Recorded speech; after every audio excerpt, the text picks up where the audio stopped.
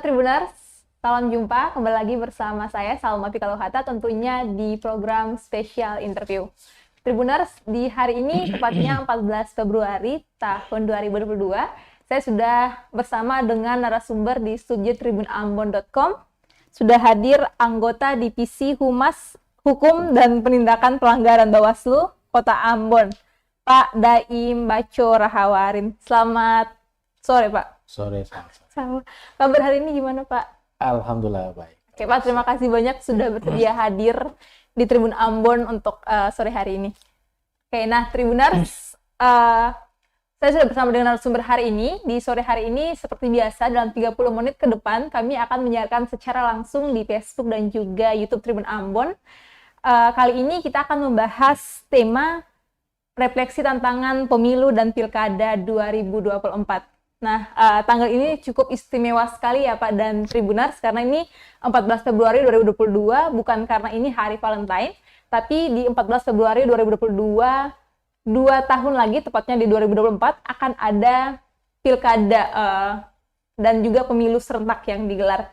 Oke, nah Pak, gimana nih Pak, kalau di Bawaslu sendiri terkait dengan tanggal pemilu yang sudah ditetapkan oleh pemerintah dan KPU di rapat kemarin, apakah Bawaslu Ambon sudah siap menghadapi pemilu dan pilkada nanti? Tentunya sebagai penyelenggara pemilu tetap siap. Kapanpun pemilu dilaksanakan, kita tetap siap.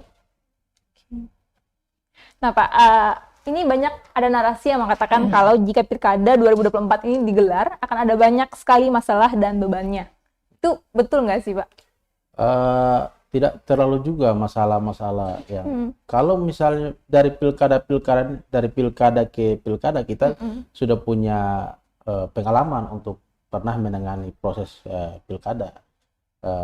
Persoalan-persoalan yang terjadi di momentum pilkada itu soal DPT, kemudian money politik, kemudian terkait dengan netralitas ASN. Saya kira isu-isu itu yang terus akan kita temui nanti di proses pilkada. 2024 ini kan ada banyak perhelatan nih Pak, mulai dari pileg, ada pilkada, sampai dengan pilpres. Ini artinya banyak sekali nih nanti di kotak suara pun akan banyak. Itu kan Pak. Lalu nanti ada hal yang perlu dicemaskan enggak Pak kalau nanti 2024? Saya kira secara institusi Bawaslu kami siap untuk menghadapi tantangan itu. Karena undang-undang mengamanahkan itu kepada Badan Pengawas Pemilu sebagai lembaga pengawasan tentunya. Dan saya katakan tadi bahwa kami sudah punya pengalaman untuk terkait dengan proses pileg, pilpres maupun pilkada. Untuk pengalaman itu maka kami akan mempelajari itu sebagai referensi kami untuk ke depan.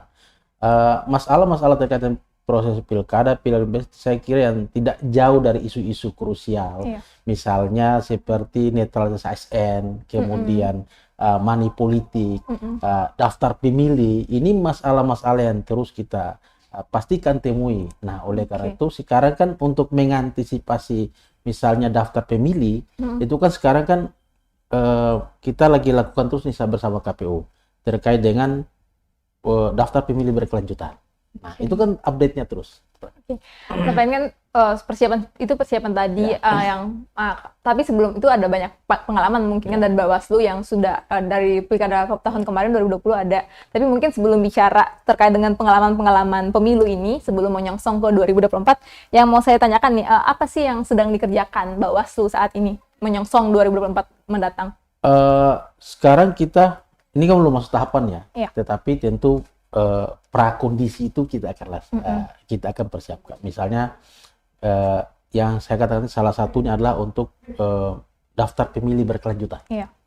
Itu yang kita lakukan update terus. Bawaslu tentunya kalau sekarang kan kalau menjelang pilkada atau pemilu itu kan ada lembaga ad hoc kita di kecamatan maupun di kelurahan atau desa. Tetapi kan ini belum tahapan, jadi kan itu belum ada. Makanya kapasitas sumber daya penyelenggara itu betul kita lagi tingkatkan, misalnya di staff, supaya ini besok-besok akan terjun ke masyarakat untuk bagaimana supaya bisa mengupdate informasi apa isu-isu krusial yang di masyarakat. Misalnya saya tadi soal daftar pemilih, kemudian terkait dengan netralitas ASN, itu hal-hal itu yang perlu kita. Nah, dengan pengalaman itu, Bawaslu sekarang kita lagi mencari formula yang tepat untuk kita mempersempit pelanggaran ini. Makanya aspek objek pengawasan kita selalu kita tegakkan. Oke. Ini untuk persempit pelanggaran. Mungkin kita dulu nih, Abang ya. Apa sih punya pelanggaran yang mungkin nanti pelanggaran-pelanggaran? Tadi Abang sudah bilang DPT, kemudian ASN. Mungkin saya pertama dulu soal ASN. Ya. Kalau bicara pemilu 2024, berarti ini kita melewati 2 pemilu sekaligus nih di 2022, 2023. Misalnya di Ambon. Harusnya tahun ini ada pemilihan wali kota, tapi diundur sampai ke 2024. Nah, artinya kalau mau dibilang itu di Ambon sendiri saja itu artinya nanti yang akan menjabat sementara itu kan PLT itu dari ASN. Nah, hampir di semua Indonesia ada sekitar 200 lebih kan itu, Pak. Nah, berarti ini ASN yang akan menjabat. Bukankah hal ini justru malah membuat ada semacam keberpihakan ASN di sini juga ada penyelewengan jabatan. Kalau Bawaslu yang melihat hal ini sendiri gimana? Tentunya kita tetap ini kan proses hukum, asas praduga tak bersalah itu kita pankat, tidak bisa langsung memvonis. Tetapi karena sekarang kan belum ada tahapan, jadi kita belum bisa mengkategorikan apa itu keberhasilan atau tidak. Tetapi menanti misalnya sudah tahapan sudah jalan, baru ya ASN apakah dia pelanggar itu kan nanti kita lihat. Tapi sekarang kan belum bisa nih, kita belum bisa menebak kira-kira dia terlibat kan belum, karena tahapannya belum jalan. Jadi bukan dilihat dari sekarang, tapi belum. nanti. Ya, nanti. Tapi kan sosialisasi itu kan tetap kita lanjutkan. Kita terus laksanakan. Tapi itu termasuk dalam tantangan nanti di Pilkada 2024 menurut Bawaslu atau tidak? Ya, pasti. Pelanggaran-pelanggaran ini kan tetap terjadi dari pilkada ke pilkada mau pileg ke pileg atau pilpres itu tetap terjadi. Bahwa ada mobilisasi atau ada netralitas itu tetap ada. Atau misalnya ada penyelewengan kekuasaan, itu kan bisa saja itu terjadi karena itu pengalaman, bahkan pengalaman itu dari pilkada, pilpres, pileg, maka kita ruang ini Bawaslu dengan kapasitas sebagai lembaga pengawasan akan mencoba mempersempit potensi pelanggaran ini. Nah, kalau kan tadi pelanggaran ini soal misalnya ada ASN, lalu kalau soal DPT tadi ini, apa sih yang akan dilakukan Bawaslu untuk mendata daftar pemilih? Apalagi kalau mau dibilang 2024, ini kan masih lama 3 tahun, anak-anak SMA mulai lulus, mungkin ada juga orang-orang yang sebagian yang pindah atau meninggal misalnya. Itu gimana lagi, Pak? Partisipasi publik itu sangat penting untuk kita bisa melihat indikator suksesnya proses pemilu maupun pilkada. Itu kan terkait dengan salah satu unsurnya, instrumen terpenting adalah bagaimana partisipasi publik. Nah, oleh karena itu, partisipasi publik kan sangat dekat dengan keterlibatan masyarakat. Nah, Bawaslu sebagai lembaga penyelenggara pemilu yang fokus terkait dengan pengawasan, maka tentu akan memberikan edukasi politik kepada masyarakat bahwa pilkada maupun pileg dan pilpres tidak hanya dipahami sebagai seremonial 5 tahunan, tetapi ada hak konstitusional di situ. Bahwa ini mindsetnya kita harus rubah, bahwa ini harus dijadikan sebagai kebutuhan pokok, karena ada hak konstitusional yang melekat pada diri, ya tentunya pada pemilih ini itu masyarakat. Arti apa artinya Bawaslu juga akan memang fokus untuk melakukan sosialisasi juga? Sosialisasi. Edukasi politik, kemudian sosialisasi partisipasi publik untuk pemilih itu penting. Jadi artinya Bawaslu berjalan bersama KPU untuk sosialisasi hal ini. Bukan cuma memberikan pengawasan saja ke KPU, tapi memang turut serta. Ya, turut serta. Kita KPU ini kan soal teknis, kita kan soal pengawasan. Tentunya bahwa bukan saja fokus kita pada penguasa tahapannya, tapi untuk bagaimana keterlibatan, memberikan edukasi politik kepada masyarakat supaya ada keterlibatan dia, supaya dia mencoblos. Ini kan harus makanya saya katakan mindset kita ini Bawaslu adalah bagaimana mengajak masyarakat bahwa pilkada momentum jadi dipahami sebagai seremonial, tetapi harus dipahami sebagai ada kebutuhan pokok di situ, bahwa partisipasi publik sangat penting. Maka Bawaslu mendorong itu secara. Oke. Kita mendorong itu. Nah Pak, jadi kalau untuk aku mau tahu nih Pak, apa sih tantangan Pilkada 2024 nanti yang akan dihadapi selain tadi netralitas ASN, kemudian dengan DPT yang tadi? Tentunya yang kita harus mungkin soal potensi sengketa. Sengketa entah itu antar peserta pemilu dan penyelenggara maupun antara peserta dan peserta. Ini harus kita antisipasi. Ini perlu kita antisipasi ke depan. Tentunya dengan salah satu itu kita memberikan salah satu keterlibatan partai politik juga cukup harus dilibatkan. Itu memberikan bersama-sama bahwa tanggung jawab pilkada, pileg, pilpres sukses itu bukan saja pada penyelenggara pemilu, tetapi semua unsur dan partai politik yang punya peran sangat besar, karena dia punya tingkat pengurus ya, struktur sampai ke tingkat kecamatan, desa dan sebagainya. Nah, ya pintu masuk juga partai politik diajak untuk bagaimana memberi edukasi politik juga kepada masyarakat. Apa kalau boleh tahu nih, kalau untuk Bawaslu Kota Ambon sendiri nanti di 2024 akan mengawasi perhelatan apa aja nih, pilihan wali kota Ambon, terus pileg pilpres. Pileg dan pilpres juga akan dikawal bersama ya. Oke. Nah ini mungkin ya jadi begitu Tribunars, dan memang ada banyak sekali ya PR untuk Bawaslu nanti di 2024. Jadi mungkin kita juga sebagai pemilih nih misalnya jangan anggap ini cuma suara kita tuh mungkin karena berpikir cuma satu suara jadi anggapnya tidak ada nilainya. Nah ini Pak ngomong juga nih soal, kan tadi Pak sempat sebutkan sekarang belum nih masuk di tahapan pemilu. Mungkin kalau Tribuners mungkin juga berpikir ini udah mulai-mulai nih karena sudah mulai banyak baliho, spanduk yang terpasang, atau mungkin ada banyak-banyak lah pokoknya wacana terkait dengan hal ini, pencalonan dan sebagainya. Nah tapi Pak, kapan sih sebenarnya tahapan persiapan pemilu 2024 ini mulai dilakukan? Kalau secara nasional kan sudah di pemerintah dan penyelenggara sudah mengetuk tuh tanggal 14 Februari 2004 dan pilkada kan November. Nah, kita belum mendapat jadwal resmi ya dari belum dapat. Tetapi kalau secara undang-undang kan 20 bulan sebelum pilkada pemilu dimulai. Kan sudah tahapan. Berarti ya kita mulai hitung dari sekarang saja. Berarti artinya bulan Juni 2022 itu kan mulai ya. Saya kira sudah mulai lah. Ini sudah mulai bulan Februari. Sekarang Februari. Tinggal berapa lagi Maret, April, Mei. Hitunglah 3 bulan. Ya 3 bulan kan mulai. Nah, mulai dari pendaftaran partai politik dan akhirnya kita akan hadapi melakukan pengawasan. Oke, nah jadi kalau untuk pengawasan ini, pengawasan bentuk apa saja sih yang dilakukan Bawaslu? Salah satunya itu soal DPT. DPT tadi. Itu pengawasannya dalam bentuk gimana tuh Pak? Kita kan begini, kan ada dari pengalaman kita itu kan ada nama ganda, nik ganda, ya kan?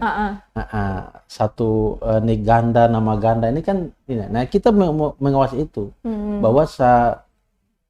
bahwa setiap orang punya satu nik. Punya satu suara, ya kan, tidak boleh lebih itu. Nah oleh karena itu yang kedua kita pengawasan terkait menjamin hak konstitusional orang, biar dia merdeka untuk menentukan hak pilihannya. Tidak boleh ada intimidasi atau tidak ada semacam pengaruh dan sebagainya, dipengaruhi atau diintimidasi. Kita mengawal hal itu, kawal. Nah, tadi itu mungkin jadi akan banyak dilakukan ya. Itu juga butuh kerjasama dari beberapa dinas, misalnya dinas kependudukan. Capil. Nah Pak, ini kan saya mau bicara di pengalaman kan 2020 Pak sudah bilang siap nih untuk menghadapi pemilu 2024. Tapi apakah siap? Karena ini kertas suaranya nih pasti banyak, ada 5. Nah, yang mau saya tanyakan nih, pengalaman Pak, mungkin bisa ceritakan pengalaman ketika Bawaslu kemarin bekerja di pemilu 2020 atau 2019. Ya, itu Pak. Mungkin bisa ceritakan sedikit pengalaman saat itu. Kalau 2020 kan pilkada Kota Ambon kan tidak lakukan. Ya, hanya di 4 kabupaten ya, di Maluku, Seram bagian timur, Buru Selatan, Aru dan Maluku Barat Daya. Iya. Tapi selalu kami selalu memberikan sharing informasi terkait dengan bagaimana sih pola penyelenggaraan daerah-daerah kabupaten yang melakukan pilkada. Tentunya yang ini terkait dengan bagaimana memberikan sosialisasi cara coblos kepada masyarakat. Itu sangat penting kita lakukan. Karena memang masyarakat ini juga harus diajak untuk mengikuti proses tahapan ini. Iya. Dia tidak boleh dia tahu Acuh bahwa tahu.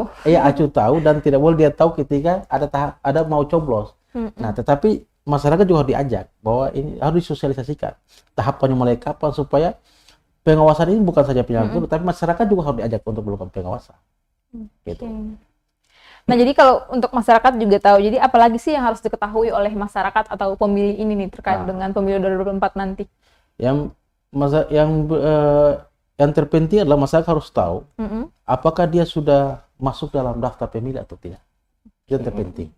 Nah, yang berikut dia harus benar menyalurkan hak aspek konstitusional. Itu yang terpenting. Itu yang terpenting diketahui oleh masyarakat. Makanya sekarang lakukan terus dengan masyarakat yang belum, misalnya pileg 2019 belum masuk dalam DPT ya. Sekarang coba kita dorong untuk supaya dia pileg menghadapi 2024 dia sudah harus ada di daftar pemilih. Oke. Nah, Pak, kalau ini nih kan kalau misalnya dalam perjalanan pentahapan ini tadi kan soal pentahapan pemilu dulu kan dari awal. Mungkin untuk partai dan pendaftaran partai dan sebagainya. Nah, Pak, sekarang kan sudah mulai digitalisasi nih. Kalau dari Bawaslu sendiri nih, ada kebijakan nggak sih yang dilakukan tahun ini untuk bisa lebih mempermudah misalnya masyarakat untuk mengetahui terkait dengan pemilu dalam bentuk digital atau apa? Oh iya, Bawaslu sekarang lagi lakukan proses keterbukaan informasi dengan era digital. Iya. Karena kami melihat bahwa media sosial ini juga merubah mindset cara berpikir orang. Makanya di era ini digital itu sangat penting. Tidak perlu lagi orang harus tidak perlu lagi orang harus mau mengadukan masalah. Misalnya dia di Batu Merah, kantornya jauh di Paso, tidak perlu harus ke sana kan. Dia yang penting ada sinyal, ada data, ya dia bisa lapor dari itu. Nah, itu kita akan permudah dengan berbagai aplikasi. Memang di Bawaslu ada aplikasi yang kita siapkan. Ini besok ini kita akan melakukan proses, ada lagi aplikasi baru yang kita lakukan di Bawaslu. Kalau nggak salah insya Allah besok itu ada pelatihan. Ini untuk mempermudah tadi bahwa pemanfaatan era teknologi ini harus penting.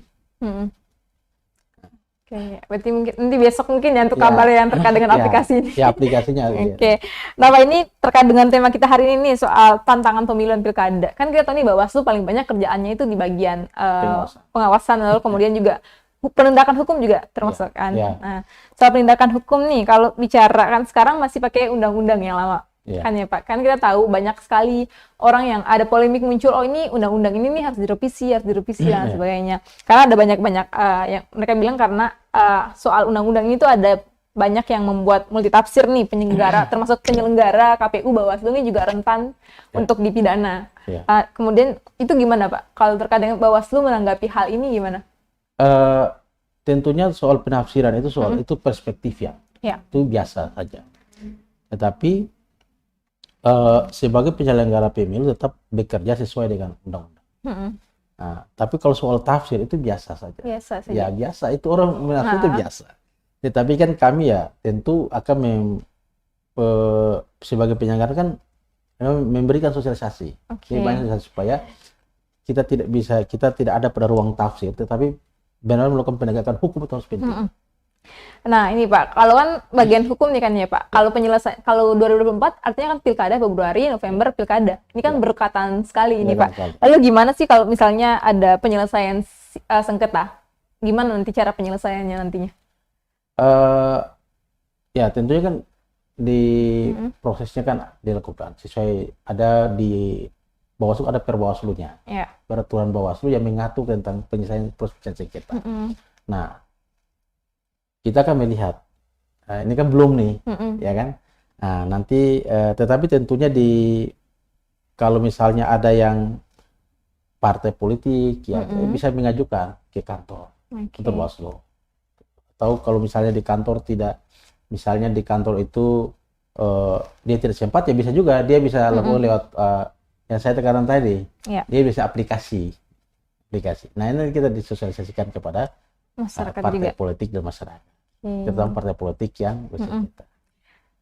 Oke, nah ini soal sengketa ini kan juga kalau biasanya di pemilu banyak ditemukan namanya politik uang nih Pak. Kalau soal politik uang nih gimana lagi nih Pak? Di Ambon apakah kalau menurut Bapak di Ambon sendiri itu politik uang masih sangat marak terjadi? Tentu wacana itu ada politik uang, tetapi kan sampai saat ini kan kita belum ada kasus di Ambon ya yang terkait dengan politik uang. Tapi kalau menurut prediksi Bapak mungkin di 2024 nanti akan marak atau tidak nih Jimmy? Ya saya wacana ada, tetapi insya Allah nanti semoga tidak terjadi. Tapi kalau belajar dari kemarin-kemarin lah Pak, politik uang marak nggak di Ambon? Kalau dari Bawaslu Maluku kan bilang kalau di Maluku di kabupaten-kabupaten itu sangat marak sekali soal politik uang. Kadang mereka membungkusnya dengan cara memberikan sembako, beras. Tapi kalau di Ambon sendiri gimana Pak? Kalau terkait dengan memberikan itu kan biasanya cara-cara untuk itu biasalah inovasi untuk politik uang dibungkus dalam berbagai trik-trik ya. Tetapi kan sejauh ini kan belum ada di Ambon kan belum ada, baik itu di pilkada, pileg dan pilpres kan belum ada ditemukan. Kalau soal isu biasalah isu politik uang dan sebagainya. Tetapi soal benar terjadi dan kasusnya itu kita belum dapat. Ya, emang kayaknya Pak ini orangnya menunggu dulu nih kasusnya ada baru bisa bilang mau tapi bicaranya kan fakta tentunya mengantisipasi itu kami selalu memberikan edukasi politik, kemudian memberikan mengajak masyarakat agar bersama-sama kita mengawasi proses momentum politik ini. Iya, ya jangan sampai nih uang yang cuma 100.000, 500.000 lalu mau ambil demi lalu pilih pemimpin yang salah misalnya. Intinya kita mengajak masyarakat agar memilih pemimpin dengan hati nurani. Gitu. Iya Pak. Nah ini juga nih kita lihat kan kondisi Ambon akhir-akhir ini nih Pak. Tidak kondusifnya, kadang-kadang ada bentrok mungkin tidak di Ambon tapi di Maluku di kabupaten banyak bentrok dan lain sebagainya. Dan di Maluku ini juga kerap terjadi nih ada konflik saat pemilu. Nah, gimana juga nih Bawaslu mau mewujudkan pemilu yang damai? Apa yang akan dilakukan? Tentunya salah satu tugas penyelenggara pemilu adalah bagaimana memberikan kepastian hukum kepada masyarakat, terutama yang punya hak memilih. Nah, oleh karena itu, terkait untuk mewujudkan pemilu yang damai, bukan saja tanggung jawab penyelenggara pemilu dalam hal ini Bawaslu maupun KPU, tetapi semua masyarakat, tokoh agama, tokoh masyarakat, tokoh pemuda. Ini instrumen-instrumen penting yang diajak bekerja sama. Untuk apa? Kita sama-sama melakukan pengawasan. Jadi kalau kan objek pengawasan kan terkait dengan bagaimana keterlibatan publik. Nah, keterlibatan publik ini sangat penting. Itu harus kita yang ditingkatkan adalah bagaimana partisipasi publik. Kalau partisipasi publiknya semakin besar, ini kan jadi bagus. Bahwa benar-benar hak masyarakat ada kesadaran politik dalam diri bahwa hak konstitusional dilakukan. Gitu. Nah, bahwa memilih pemimpin ya mereka sesuai artinya bahwa hak konstitusional dilakukan secara baik. Nah, jangan acuh. Ini satu suara, jangan cuek lah. Jangan cuek bahwa ya udahlah pemilu itu kan 5 tahun sekali toh yang saya kira masyarakat tidak boleh beranggapan seperti itu. Tetapi harus menyeluruhkan aspirasi politik. Haknya dilakukan di aspirasi. Nah, itu kalau untuk masyarakat memang dia memang harus betul tahu nih dia posisinya ketika di pemilu itu gimana. Dia juga harus ikut berpartisipasi, jangan hanya mau bengong karena ini perhelatan ini bukan cuma miliknya DPR, Presiden atau Bawaslu dan Pak KPU saja. Sangat beririsan dengan masyarakat, kehidupan masyarakat, ya kan?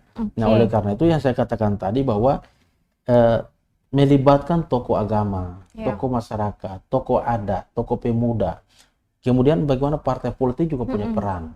Karena hajatan langsung kan partai politik yang dia langsung berkampanye, mengajak konstituennya. Ya, makanya kita juga ajak bahwa partai politik juga harus mengajak, memberi edukasi kepada pemilihnya agar menghindari chaos, menghindari konflik yang atau menghindari menggunakan isu-isu yang sifatnya memperkeruh suasana. Jangan sampai di 2019 itu terulang konflik agama kan, pilpres Jokowi dan Prabowo yang sampai di Ambon begitu. Ya, kita sih menghindari itu bahwa masyarakat diberikan edukasi yang cerdas. Jangan terpengaruh dengan isu-isu. Apalagi sekarang kan hoaxnya kan begitu kuat di media sosial ya, dengan hoax. Nah, oleh karena itu yang terpenting adalah keterlibatan tokoh ini sangat penting. Mereka juga harus diajak bekerja sama dengan penyelenggara pemilu untuk memberikan edukasi ke masyarakat. Oke, nah ini kan soal tadi Pak juga ada sempat sentil nih. Sekarang juga di media sosial juga banyak nih yang ada isu-isu yang memang kadang bikin sampai konflik saat pilkada itu terjadi. Lalu apakah Bawaslu juga akan fokus dalam pengawasan media sosial juga? Ya, kita akan melakukan juga sama. Karena media sosial kan sangat penting, punya peran, apalagi di era sekarang ini. Oleh karena itu kami punya mengawasi terkait dengan media sosial tidak memberikan ujaran kebencian. Itu sangat penting. Nah, makanya Bawaslu itu akan bekerjasama dengan pihak kepolisian supaya hal-hal yang media sosial yang memberikan ujaran-ujaran kebencian atau isu sara atau hoax lalu kita tindak. Oke. Nah, kalau untuk soal pengawasan, kalau untuk pentahapan sekarang kan masih Bawaslu masih sosialisasi untuk KPU untuk bilang ke pemilih, ini kan Pak. Kalau misalnya untuk kalau pengawasan juga sudah mulai dilakukan dari sekarang atau menunggu nanti dulu ketika 20 bulan sebelum pemilu terjadi? Pengawasan kita sudah mulai dilakukan dari sekarang. Salah satunya daftar pemilih berkelanjutan itu. Kami harus memberikan kepastian bahwa masyarakat harus terakomodir. Misalnya kita bekerja sama, informasi kita akan sharing informasi bahwa ini ada sekian masyarakat yang sudah umurnya sudah 17 tahun atau sudah menikah, tetapi dicek kita misalnya kita cek ke KPU apakah nama-nama ini sudah ada atau belum. Mereka sudah punya KTP. Nah, kalau tidak ada ya tolong diakomodir.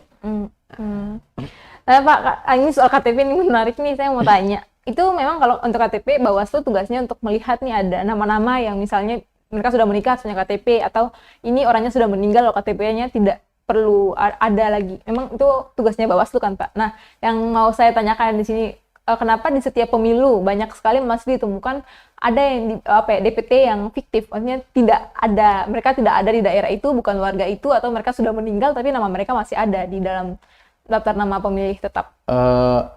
Kalau sekarang kan sudah prosesnya perbaikan nih. Semakin ketat. Nah, yang memilih harus punya NIK yang jelas. Tidak seperti dulu lagi. Ya, dulu kan bisa NIK ganda kan pasti ada. Nah, untuk itu kepastian itu harus maka penyelenggara kan perlu kerjasama dengan Capil.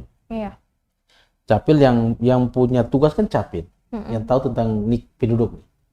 Maka Capil harus memastikan apa NIK ini asli atau tidak. Itu maka di cross check di sana, dicek di dinas pendudukan catatan sipil. Jadi itu yang terpenting kami memastikan memang ada fiktif data-data pemilih ganda itu kita akan lakukan verifikasi bersama. Kalau yang saya katakan tadi bahwa sekarang kan sudah ketat, NIK itu harus terdaftar. Jadi kalau NIK itu di ganda pasti ketahuan. Pasti ketahuan. Tidak mungkin. Nah, itu. Pak, kalau tadi kan pemilih NIK-nya apakah sudah jadi DPT atau belum? Nah, apakah nanti juga nih yang menanyakan ada nggak sih potensi sengketa proses pilkada yang bakal terjadi di pilkada 2024? Misalnya soal verifikasi partai politik sampai dengan DPT tadi. Potensi itu tentu ada. Tidak mungkin tidak. Ya namanya politik. Perbedaan di internal itu kan pasti ada. Pasti ada, tidak mungkin tidak. Tapi itu kan potensi. Tapi insya Allah kita berdoa semoga tidak ada terjadi, supaya pilkada ini berjalan dengan damai. Oke. Artinya pilkada harus berjalan dengan damai, jangan sampai ada ini ya. Karena memang apakah Bawaslu juga akan memastikan nih pemilu 2024 nanti bisa menghasilkan pemimpin yang adil dan jujur, karena memang ini juga termasuk salah satu tugasnya Bawaslu nih selain KPU sebagai penyelenggara. Kami hanya soal pilihan itu kan hak prerogatif masyarakat. Tetapi tugas kami adalah bagaimana supaya memberikan kepastian bahwa pemilu itu berkualitas. Demokrasi harus berkualitas. Demokrasi tidak boleh dikotori dengan tindakan-tindakan yang sifatnya isu-isu sektarian, isu sara yang memperkeruh suasana. Demokrasi harus dijamin kualitas. Demokrasi dijamin kualitasnya ya. Pak, apakah nanti saya tanya dulu ini soal calonnya, ini di calon kepala daerah kita atau mungkin juga calon legislatif. Tapi mungkin saya lebih fokus ke kepala daerah ya, wali kota. Ini soal isu sara. Kalau misalnya ada kan, kalau di Ambon kita kan banyak masih itu sangat kuat kali kan soal agama ini. Lalu Pak, kalau misalnya nih ada calon yang memang menggunakan trik yang sama dengan Pilpres 2019 lalu, apakah ini akan ditindak tegas oleh Bawaslu? Tentu ditindak. Artinya menggunakan isu-isu yang memecah belah persatuan dan keberagaman kita harus tindak. Tidak boleh seperti itu. Kita harus menjamin bahwa demokrasi harus berkualitas. Demokrasi tidak boleh ditandai dengan intimidasi atau dilakukan dengan rekayasa ya justru merusak tatanan kita. Oleh karena itu tetap tindak. Nah ini Pak, mungkin yang pertanyaan yang terakhir nih Pak, apakah nanti misalnya apakah ada orang yang masih terduga koruptor atau mungkin terlibat kasus korupsi, apakah dia masih boleh mencalonkan diri sebagai kepala daerah, wali kota Ambon misalnya? Untuk ke depan? Ya. Kita belum bisa menebak sekarang. Karena banyak kan, kalau kita lihat di Maluku, ada beberapa kepala daerah yang mereka sudah ini korupsi, tapi mereka masih mencalonkan diri dan memang terbukti tidak lama setelah mereka menjabat. Apakah itu sudah vonis atau kan belum tentu juga? Ini jadi intinya asas praduga tak bersalah itu harus penting. Kita tidak bisa memvonis seseorang dengan opini, tidak bisa. Tapi ada proses hukum. Misalnya sudah ingkrah, itu ada undang-undang yang mengatur soal itu. Nah, tetapi kalau misalnya masih sebatas opini, ya tidak bisa. Itu kewenangan kita tidak bisa memvonis seperti itu. Artinya semua orang punya hak demokrasi yang sama. Jadi dia kalau belum divonis dia berhak karena itu tidak terbukti kesalahannya. Kan belum tentu. Aspek kesalahan itu penting. Negara kita negara hukum. Nah, tapi sebenarnya terakhir sih Pak. Tapi kalau saya tanya dulu di internalnya Bawaslu sendiri nih untuk anggota-anggotanya Pak.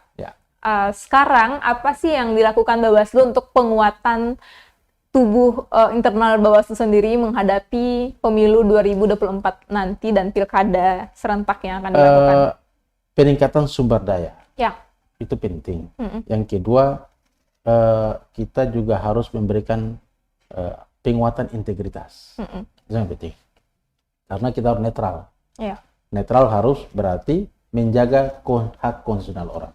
Oleh karena itu, bagaimana menjaga hak konstitusional orang jika presiden tidak netral, tidak punya integritas? Makanya kita memberikan penguatan kapasitas itu kepada penyelenggara, baik saya pribadi maupun staf di lingkungan penyelenggara pemilu, khususnya Bawaslu. Sangat penting.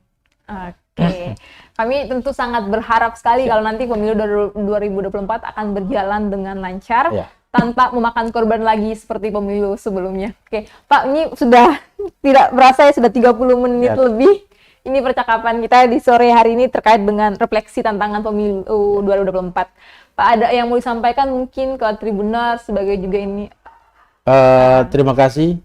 Kami sangat bersyukur bahwa kepercayaan Tribun kepada Badan Pengawas Pemilu khususnya Kota Ambon diundang di sini, tentunya ini menjadi sesuatu sangat luar biasa. Karena ini bisa memberikan informasi kepada masyarakat, pada publik, bahwa hal yang perlu disampaikan bahwa tanggung jawab untuk demokrasi yang berkualitas Iya. itu bukan saya tanggung jawab pada penyelenggara pemilu semata, baik KPU maupun Bawaslu, tetapi melibatkan semua unsur. Itu sangat penting, punya peran penting. Di Bawaslu ini punya personil yang terbatas. Maka kami berharap aspek pengawasan ini melibatkan seluruh masyarakat. Masyarakat harus menjadi mata dan telinga untuk memberikan informasi itu jika terjadi potensi pelanggaran. Saya kira itu. Oke, jadi ya kan Tribuners, jadi jangan jadikan demokrasi itu proses di mana kita memilih orang yang akan kita salahkan nantinya. Jadi kalau mau supaya jangan sampai nanti orang yang kita pilih nanti kita salahkan nantinya, mending kita langsung lapor ke Bawaslu ya. Oke, terima kasih Tribuners sudah menyaksikan special interview dengan Pak. Aduh, lupa gue. Saya minum. Oke. Terima kasih sudah menyaksikan dialog sore hari ini dengan Pak Daim. Oke, terima kasih juga ya Pak Daim sudah mau hadir di Tribun Ambon. Terima kasih Tribuners, dan tetap ingat sekali lagi kalau pemilu juga adalah hak kita. Kalian jangan mau acuh tak acuh dengan nanti pesta demokrasi yang akan digelar 2024. Sampai jumpa di 2 tahun lagi, 14 Februari 2024. Mari kita sama-sama menggunakan hak pilih kita untuk memilih pemimpin kita. Oke, terima kasih. Selamat sore dan amato. Terima kasih sudah nonton. Jangan lupa like, subscribe, dan share ya.